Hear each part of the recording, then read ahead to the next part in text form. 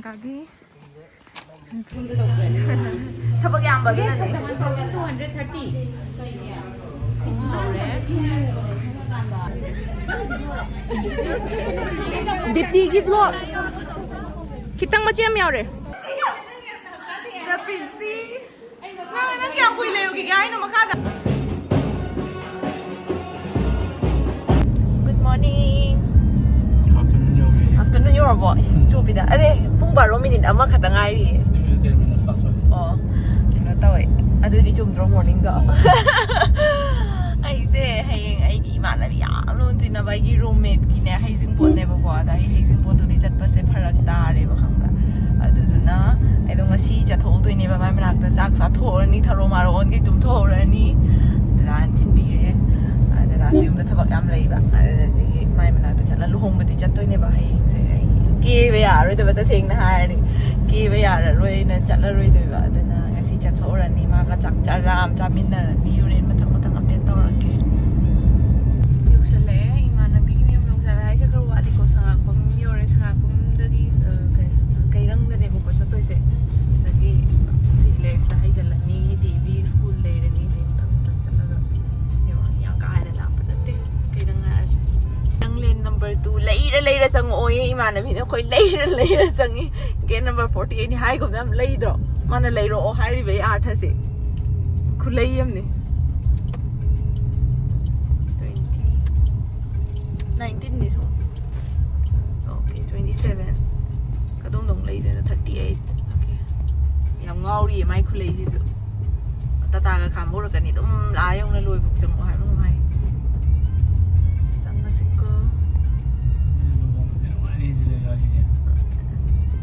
Kamu balik.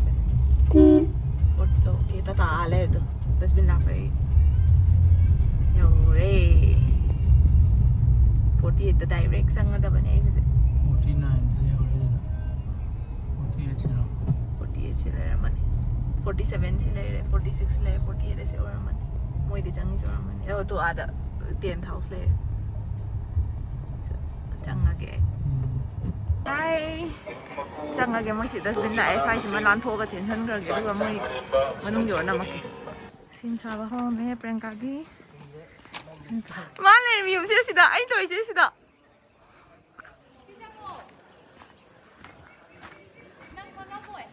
không gì bụng nam xịt đây ngang đây na đi này đây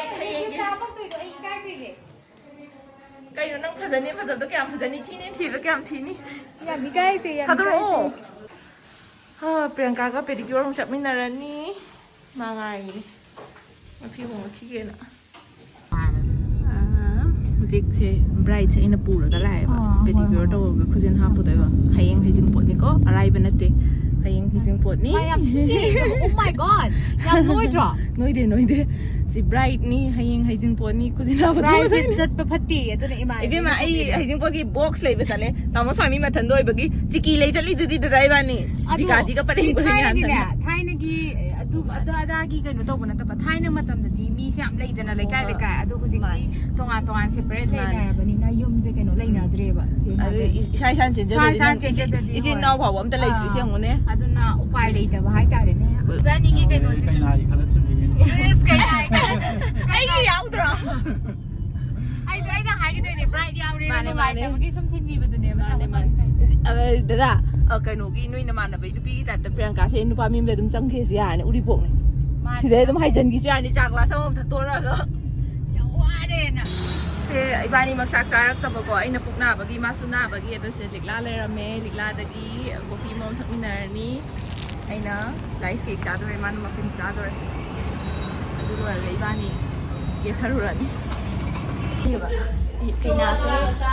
cái nào xì đây đã xì với sắc bạc cái nàng lùi không rồi mình gì khoa đấy không bao giờ có dính rồi thế này hay nhiều pra sao đây ra gì mà là nhiều tổn lòng để sẽ đây mà lần gì xì đi u đây đó hay ngay bữa đi lao rồi có sáu ya để rồi năng cái video đó hay nên nằm ở thảo vậy sao hấp dẫn cái bức adu bữa đi xin đâu anh muốn đâu mà này freedom này full freedom này hay ngoài núi xin mình đi nè nè, bồi yên sẽ có sai để pi đôi này. Say bye. Hey, oh yeah, the big. Aku mau yeah, the big. Oh, say bye. Best wishes. Gimana sih? Nanti sebenarnya pam, nanti buat kayak kau ya ada. Ada yang makan lagi bapun. Boleh buat nanti sih. Thapa yang bagus kan? 1,230. Nabi Hudri kuzin sang bagi space talay re. Fazadora bane hai hindi kay nas ubadi phangaloi dugo. Photo thak sih. Aina dis ka ge loi re. Ai ge loi re. Khoi bright. Khoi loi ga selfie ma to se ko khut phajaba do namma ga yet ki do. Tukot sih yang na. Akhoi kay nagi ma khut atin ba sam nuksi bane. Sebenarnya pun dah sih aku dulu kan. Lai leng dori ba khon I oi budi khara kham me do na phajai ba oi ang lag. Hai nadi kan oji. Aduh kayak Oil ne. saya dah tahu macam tu dry water. China yet china tang phajaba ne ma na bi oi dum. Kay na sa khre tu si da ina kep ta thado khre thin bi ba ngang lo bu thing ani na. Hojik halle ai di da na lo ba lai priang angang school lo bu chatui ni na da mayam na bu di la na khalani priyanka di aina khoi gi ka true gap ta tha khre ba true gap ki ka ka do khoi ga su khang nei ba ko khoi thang na ba gi ka ka gi man nam ne ngon da ko se am lun tok jai ba ada ka ka kai na ne heng hejing po ne phacha na thambi ro mo har ka ka da thilal le ga aina halle ana abi ma school lo ba chatli ambi da marakta na mu chan gi ro ba dawang gi da pigi singam me bu ko yon color ma gi chako ba da pigi si lo ro re sigum halla ne ATM lagi ang pisa lo to chang gi ba ngai college hi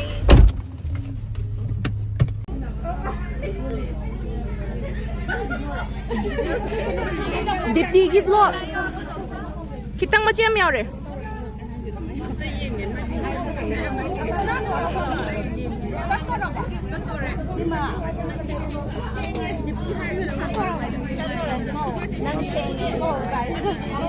Andagi kana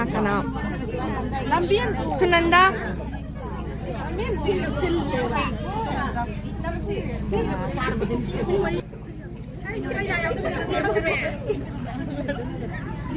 video ne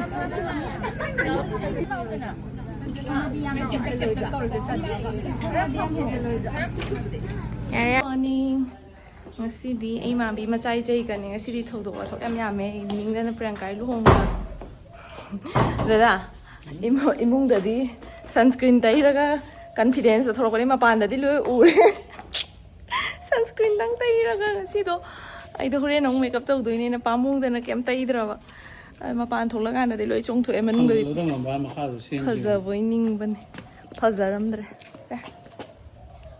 yu bi jai ni ko 선생님이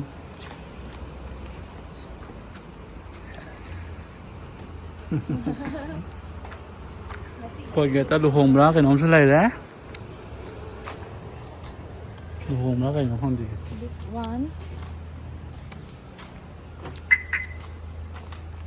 Lung sangat ke tong age.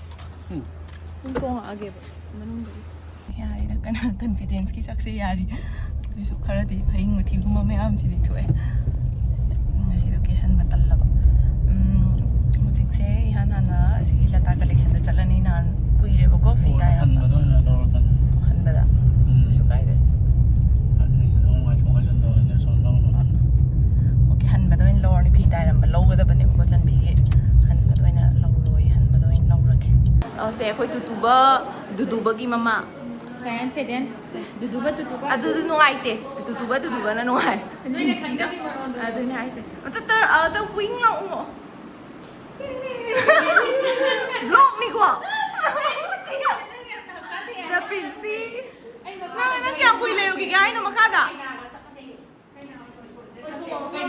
thabo silli se ma chao hong gi mama pha bi ne se man yo chatluree photo ganun thore adagi chatbi pero dagi lata collection dagi mai chakau bagi phi du atu so long thore music da sak sal lani du ga du hong chapagi mukhi ba horani nabi ni na ta ke ni good afternoon. Keba loire. Dadaagi upuse yadaba chahi ani surebako.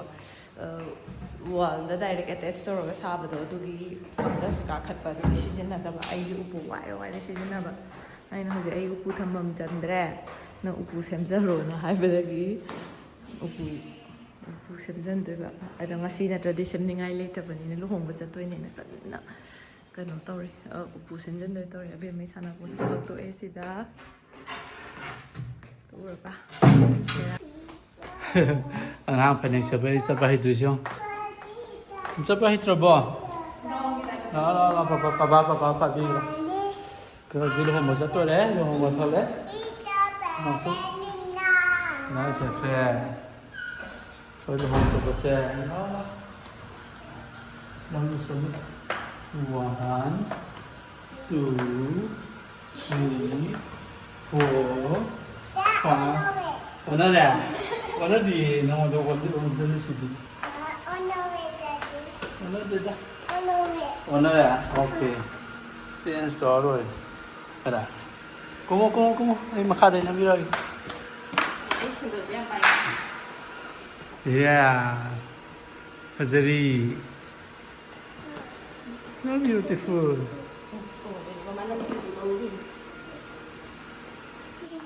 Sangol judha wala. Let's go to asla. Dudu ka tha as. Let oil, okay?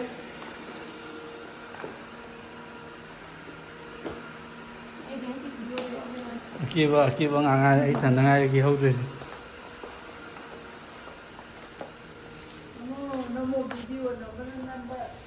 Lạc tu này. Slowly. No?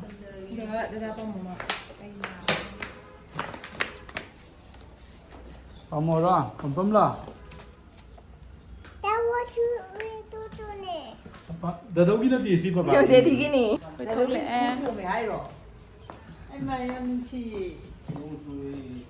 Suraba. Wai ma.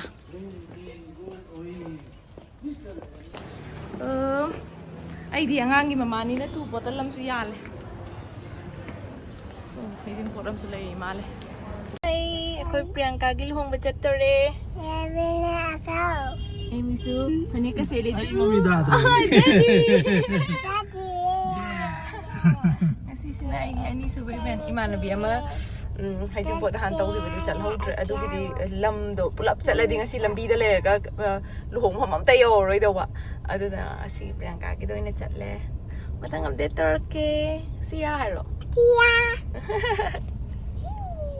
nahan Facebook da meme mama thengnai Manipur pumba November 3 da luhonge na adu Manipur pumba honga ba male aduna lambi se lai lengre khoi deina sibok tholopa da kya phare 20 minutes heleba mi ore khoi za tam tang thok kum na ba tau ke moi se bor su thok tri ba ko aina mafam se onara ba yeng bane bor na mi ji khatale ai di maning sing da be ma ka pham me ada maya man mi ya mamang da lai re ai blog na ma ke ko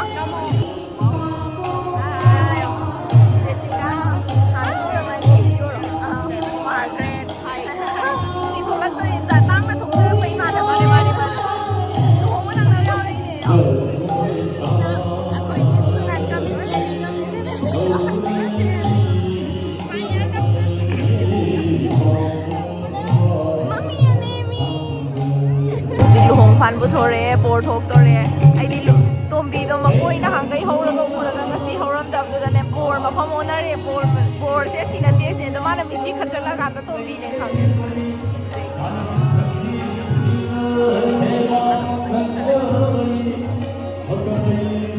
đây cái xem nung xì thô lên có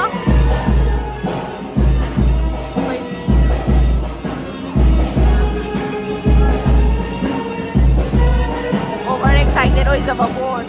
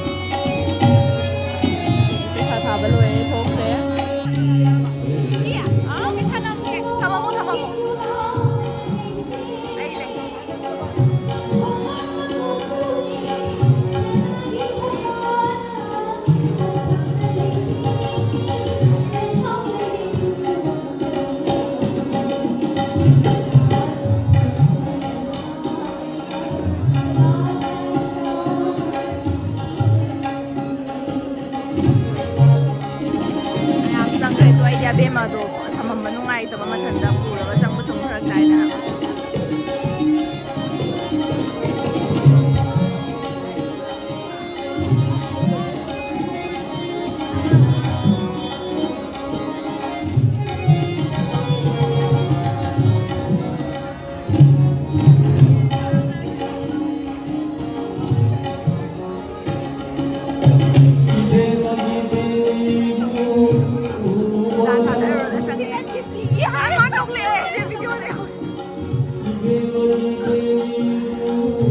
ngang yauraga luhongba chappanina nangnaba chatle bemado ma haying school chattoinina chaba thakpa timing loimak magi amuk matamdo kairaga pharak tadorba chaksu lama daba ma school halakpade puthorakpanina mayam du chatlage harame yaubadi loi phok yawning bane do pai lektre aise bemado abemagi khallaga